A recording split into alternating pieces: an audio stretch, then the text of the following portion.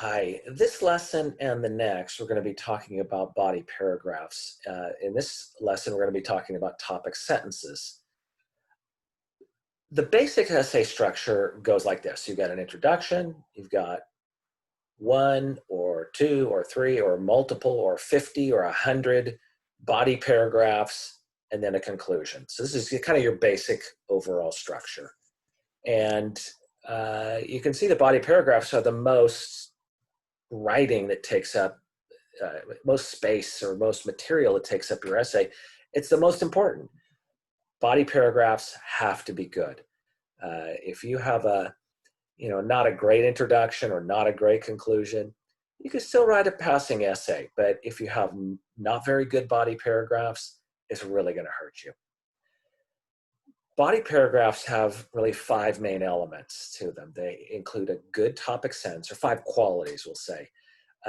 Include a clear topic sentence. They keep focused on the main point. They are well developed with plenty of specific supporting details. They're logically organized and they flow smoothly. In this lesson, we'll be talking about topic sentences. In the next, we'll be talking about the other next two elements on the list.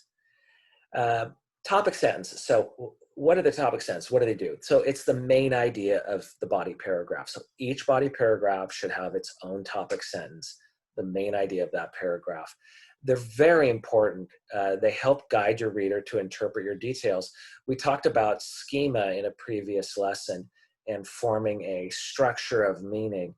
The topic sentences guide your reader to do that. They help your reader form a schema easily. If you just present a barrage of details, your reader is trying to figure out, well, what are all these, what's the relationship? How are they all connected?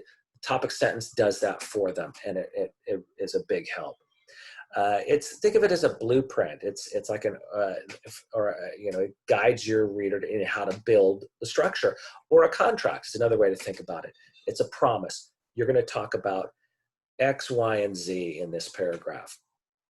Now, topic sentences, good topic sentences, are going to have these different qualities. So a general topic plus a limiting statement. That's the basic pattern of it. You state kind of what's the general topic of the whole essay, and then the limiting statement is what we're going to be talking about in this particular paragraph.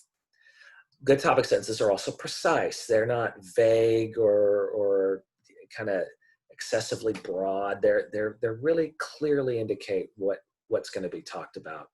And they're also clearly related to supporting details. Sometimes students will write a topic sentence that says, okay, this is what we're talking about, but the details are over here, and they don't quite match up. So you got to make sure that the two match up really well. Let's look at a sample body paragraph, and I want you to read this. I'll have you pause the video and read the paragraph. I want you to identify the topic sentence. So go ahead, pause the video, take a minute to read this.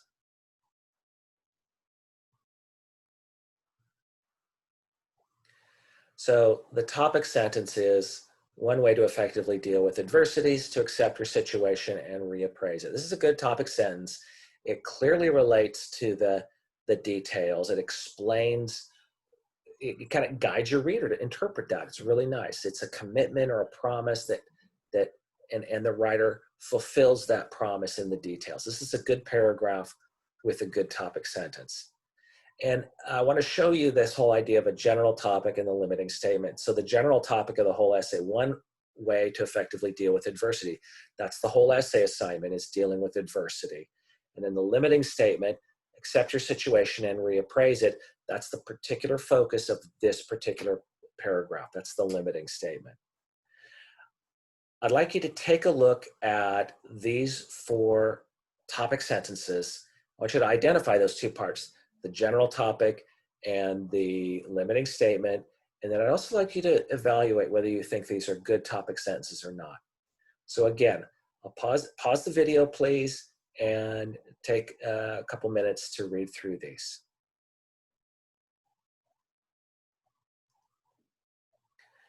So number one, another way to cope with challenges is to make room for downtime. This is, here's the general topic of the essay, cope with challenges. Now notice it's essentially the same assignment as our previous. It's from the same essay, but instead of deal with adversity, we say cope with challenges. So you can restate the general topic in different words. You don't have to use the same wording every time. And then we've got a limiting statement, make room for downtime. I would call this a good topic sentence because you've got these two elements, and this limiting statement looks like something you could develop in a body paragraph. Finding time to relax can be a good way to cope with challenges. It's an important thing that you may have to do. Here, the limiting statement comes first in number 2. Communication can also play a key role in helping a person deal with adversity in a healthy way. So this is the topic of the essay in different words. But notice the limiting statement comes first. That's totally fine. And communication. Communication is a good topic. That's something you could handle in a body paragraph. I think sounds like a reasonable amount to deal with. Good. Number 3, in addition to overcome adversity, there's your general topic, certain emotions are important. There's your limiting statement. But I have a problem with this as a limiting statement. The limiting statement is where you're more likely to run into troubles. In this case, the limiting statement is too vague or broad. It's not really precise or clearly defined. Certain emotions. Well, what emotions? I mean, how many emotions? There are tons of emotions. And you could write a whole book on what emotions are really helpful for overcoming adversity. It's really not limited enough. Here's how I would revise it. In addition to overcome adversity, it is important to stay confident. Much better focus to that, much better limiting statement. Number 4, finally, to cope with any obstacle, you need to do your homework on time. So again, we have a general topic and we have a limiting statement. I think this is also a problem. This, I think, is going to be really too narrow. Do your homework on time. It's not really going to help you with any obstacle. What if you have a marital problem? Homework? And what if it just doesn't really, it's not broad enough. How much are you going to say about the importance of doing homework? How about this? Finally, to cope with any obstacle, you need to be responsible. That broadens it out. Doing your homework is one example of being responsible, but if I'm talking about being responsible, I could talk about other ways of being responsible, not just doing your homework. All right, so when you're writing your body paragraphs, make sure you write clear, sharp topic sentences. They will make a big difference in your writing.